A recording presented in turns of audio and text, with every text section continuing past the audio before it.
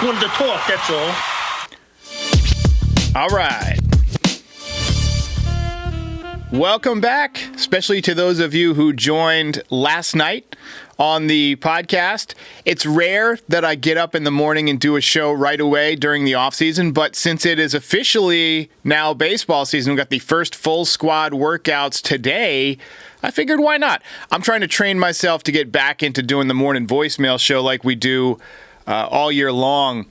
Typically, the way it goes is we do the post-game show, and then people call in, and then in the morning, I'll get on and respond to all the calls that we got. We're going to take more voicemails during the games, or during the post-games this year, too. But we got some voicemails about some trades that I thought would be interesting to talk through because, you know, some of the names that we're hearing just don't seem super realistic to me, and I just kind of wanted to set expectations for folks who are thinking that we might be able to unload Marcus Stroman and get, you know, a good player back. If we trade Marcus Stroman, we're not going to get much for him at all. And we got the save situation in the house. We got Jack MLB Post in the house. Welcome, guys. Good morning. Good morning. All right, so we're going to play this first voicemail here. Hey, just wondering if the Yankees should try and trade Clark Schmidt for Brendan Donovan to fix the infield issue. That's a good call. I mean, it in theory would make sense, right? And if you're running an MLB The Show franchise, I mean, that's something that would make sense. But when you look at what Brendan Donovan gives you, this is a guy who is young. And he's 28 years old. He's in his prime. He's a good player. He's about a 280 hitter for his career. He's got a little bit of pop, not a ton. 14 home runs last year, 11 the year before, but he's the prototypical kind of infielder. He also has played some outfield. You see he's listed as a left fielder, but he can play second base. He can play third base. And StatCast loves him, but you're not going to get him for Marcus Stroman. I mean, Marcus Stroman at this point would be a salary dump. Look at these StatCast numbers. Expected batting average, squared up percentage, chase percentage, whiff percentage, strikeout percentage, all well above average. His range is excellent. The guy has a lot of value. I don't think that the Cardinals want to trade him. The Cardinals are in the middle of kind of a reset right now. They're trying to be competitive probably next year, maybe the year after. They didn't add a lot of big offseason talent through the free agent market or through trades. They still have a decent chance to make the playoffs in that division if they play well. I know they're trying to unload Arenado. There's been some talk about the Yankees picking him up. I am flat out against that. But somebody did have the point last night that a lot of our infield options that we have for third base just can't hit. And, you know, if you're looking at, you know, who we have available, Oswaldo Cabrera, switch hitter at least, he'll give you some pop maybe from the left side. Oswald Peraza, former top prospect, hasn't done much recently. And then DJ LeMahieu, who's basically over the hill at this point. That really leaves a trade as the best option, but there's just not a lot available. I see, you know, people clamoring over Donovan, and I just don't think it's going to happen. The Cardinals don't want to move him. And, you know, I might as well just play the next call. We've had a lot of calls like this. Hey, Derek. Man, I'm glad your parents are doing better also. I'm watching the show live now. You put on a great show, and you know your Yankees. I got a question for you. What would the Yankees get for Stroman? Nothing. Number one. And why can't they package like him and DJ together? That's a ton of money off their payroll. Exactly. It's a ton of money. And get somebody for third base that can play every day. Thanks, man. Have a good night. I appreciate the call. Next time, do me a favor. Just turn the TV down in the back a little bit. So what you're saying basically is let's unload this. I guess DJ makes about $16 million. Let's unload this $30+ million of our trash and get a useful player. Not going to happen. That's like if you've got a bunch of stuff that you're throwing away. You've got an old broken coffee table, right, with a wobbly leg. You've got that bar stool that you had from when you were in college and it's, you know, falling apart. And you've got a broken TV and you've got it all on the curb, and you're just getting ready to give it away. You would love for somebody to come take it off your hands. And then your neighbor walks by, and you say, hey, I see you've got a brand new snowmobile, right? How about I trade you my pile of junk for your brand new snowmobile? It's just not going to happen. We need to get over this. It's going to be one of our internal guys, most likely. If we do make a trade, I could see it being some kind of a prospect, like where we make a baseball trade. I talked last night about the Michael Pineda for Jesus Montero trade, right? And that was a deal that was what you would call a baseball deal. The Mariners needed some offense, some young offense. The Yankees needed some young pitching. And so they made a swap. Now, it didn't work out for either side, but that was a baseball deal that, in theory, would have made sense. Maybe you can get some kind of a deal worked out where we trade a top prospect for some other team's top prospect. I think the best case scenario for us is if Yorbit Vivas steps up in spring training. This is a guy with a left-handed bat who's got a notoriously good sense at the plate, eye vision, that's redundant. It's too early in the morning for this. This is why I'm doing it. I'm trying to get back into the morning routine. He's got notoriously good plate vision. Last year was a down year, but he was injured. If he steps up and has a good spring, I could see him winning the third base job. And I'm sure the Yankees would love if that would happen. All right, we got another call here about Mr. Giancarlo. Hey, what's going on? Just wanted to ask your opinion on this. I saw today, and obviously we all knew this was coming, that Giancarlo Stanton somehow has two sore elbows. Both his elbows are sore already in spring training, leading to, obviously, who knows, it takes him about 130 games to get warmed up anyway, and he's only good in the playoffs. Leading to my actual question here. Do you think we miss a major opportunity after him having just an astronomical run in the playoffs the past few years to sell high on Giancarlo Stanton when everyone who watches him pretty much every year knows that the dude's maybe good for 75 games to 100 games, can't really play much more than that in the regular season, at least not effectively. And he can be an absolute threat and a weapon in the playoffs, but I mean, that's if he's healthy. And we could have just sold really high for the first time since acquiring him. And just want to know if you thought that was a mistake.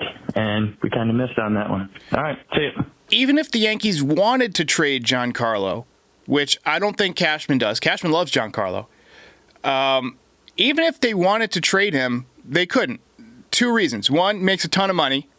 And like you said, he's always injured. And two, he's got a no-trade clause. He's got a full no-trade clause. You might remember before he came to the Yankees, he was almost traded to both the Cardinals and the San Francisco Giants, and he rejected both of those deals. He said the only place he wants to be traded was the Yankees. We've got a number of people saying they should have traded him when he has value. Look, he still has value if you get to October. I'm not going to question this guy. I swore last year when Giancarlo went off in the playoffs, won ALCS MVP. I said, I am never going to say another bad word about this guy's contract. It has paid for itself because he got us to the World Series. And every time he gets to the playoffs, he gives us huge moments. Hell, he's had some big moments in the regular season, too. Remember the Grand Slam against Boston? I must have watched that thing on repeat 900 times the next day. And then the Grand Slam to win the game the night that Aaron Judge hit 60 home runs. I don't see Giancarlo going anywhere. I think he's going to finish out his career with the Yankees. Now, it's possible that he has, another injury-plagued season. And if that is the case, that will accelerate, the Yankees eating of another bad contract. But right now, I want him there in the postseason. I want him in my postseason lineup. A few other things that we got to get to, but first we got a call about Gleyber Torres. Let's play this. Hey, Derek, Mark down in Virginia. Quick touches on a couple things. The Gleyber Torres thing, I think Gleyber didn't want to move to third because of his elbow. So let's not forget that Gleyber had that Tommy John, and he didn't want to throw that far. So, yeah, he was in a contract year, and he just didn't want to go to third and throw out his elbow again. Okay, so one, the Tommy John surgery that Gleyber Torres had when he was in the minor leagues was on his left elbow. He was diving into home, and he was trying to do like the swim move or whatever, and his hand got caught, and it tore his UCL. And so his surgery was on his left elbow. It wasn't on his throwing elbow. He didn't want to move because he was comfortable. And like you said, it was a contract year. He viewed himself as a second baseman. He originally moved to shortstop for the Yankees. He came up through the minor leagues as a shortstop. He played a little bit of third base in the minor leagues, moved to second when the Yankees called him up. They tried to move him to shortstop. He didn't succeed there. It not only hurt his defensive value, but it hurt him offensively because he was spending so much time trying to become a good shortstop. Now, you flash forward to his contract year. Of course he doesn't want to move again. But the Yankees were trying to win a World Series, and if I'm on a team that's trying to win the World Series and we got a chance to get better, and my team says, hey, we'll be better if you play third base, I'll tell you what, I'm moving. I'll do whatever I can to make the team better. And that was my issue with Gleyber Torres. He's a guy who, a little bit selfish, right? And we're seeing the same thing with Marcus Stroman, where he's saying, I won't pitch out of the bullpen. Now, he's got $18 million riding on it on the option, so he's obviously going to be adamant. But it'd be interesting to see what happens when the season rolls around. If everybody's healthy and he doesn't make the rotation and hasn't been traded, what's going to happen? Is he going to go sit in the bullpen and sulk? Is he going to refuse to pitch? Is he going to throw games? I mean, it's interesting to consider. When you have a disgruntled player, it's not a good thing for anybody. Okay, so we got a quick ad here, and then we'll be back with more of an audience chat, and we'll maybe take a look through some of the players in Major League Baseball who could be traded. Oh, Todd, Father, remember the good old days when we would have the cards in the binders, but then they'd get all messed up, and we're trying to sell online, and it's just real clunky? They really actually weren't the good old days, were they? No, they were definitely not. But now there's a better way. The Arena Club has been dominant with this. You get to trade your cards, you could sell them. But the best part for me is getting them graded. I love everything about that. This new age of getting cards graded. You could display them on your online showroom, your mobile device. It's the coolest thing in the world. Whether you're buying, selling, trading, or displaying, Arena Club is the all-in-one trading card platform. You have to sign up for an account at arenaclub.com/foul. Just like Todd Father mentioned, there's a process that combines AI and human grading to get the job done. Right now, 20% off your first slab pack or card purchase by going to arenaclub.com/foul. Use code FOUL. That's arenaclub.com/foul. Code FOUL for 20% off your first purchase. All right, so we're going to take a look at some guys who they could be available. This is one that we've seen mentioned a few times. Now, he's another guy who doesn't hit a ton, but he has hit in the past. That is Ke'Bryan Hayes for the Pirates. Now, the Pirates notoriously don't like to spend. As this guy gets older, his salary is going to continue to increase, and you got to figure that they're going to try and figure out a way to get under that. But I don't think the Yankees would make this move unless they're able to offset it by dealing Stroman somewhere else. So again, Stroman is the linchpin, the domino that's holding all of these moves up. Now, Ke'Bryan Hayes is a guy with excellent fielding value. He doesn't strike out a ton. You look at the whiff percentage, he's in the 84th percentile. You look at the strikeout percentage, he's in the 68th percentile. The range is terrific. But again, not a huge offensive weapon. Take a look at maybe one of his dingers from last year. You see, he is the son of Charlie Hayes. Now, this was kind of a hanging slider from Yusei Kikuchi. Let's take a look at it. Inner half of the plate, good level swing. Swing kind of reminds me a little bit of Miguel Andujar a little bit, and this one is just clobbered up there in Toronto, and he goes deep. So that's one of the things I love about the StatCast page, Baseball Savant, is you can click on these dots, and it'll just show you what that hit was. He looks a lot like his dad. He really does. We're going to turn off the sound. I like his swing. I really do. That's a good piece right there. But, I can't see the Yankees making any kind of moves unless they're able to unload some of their dead weight contracts. Card Collector says, people are talking about Stroman like he's Clay Holmes. Kind of crazy. I hear what you're saying. I'll say this about Stroman. When Garrett Cole was out last year, he stepped up and pitched well. He did a nice job. For the first couple of months of the season. Second half, he fell off. And that was a concern because the previous year when he was with the Cubs, he had fallen off in the second half. Now, he's a guy who is, I believe, 5'7", and just biology, just physics, says that he's going to have to generate a lot more leverage than somebody who's maybe 6'5" to throw the ball 90-plus miles an hour, right? It's harder on your body. It's harder on your shoulder. And so over time, he's going to wear down a little bit more.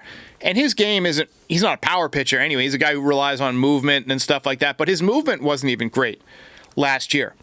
He starts off strong and then he fades. I honestly think he would be a nice middle of the bullpen kind of piece if he were interested in doing that. He doesn't pitch well at Yankee Stadium. On the road, he's been a little bit better. So maybe somebody's willing to take a chance. But again, the Yankees are going to have to eat some of that money. They're going to have to, possibly include a prospect to get somebody to take that contract.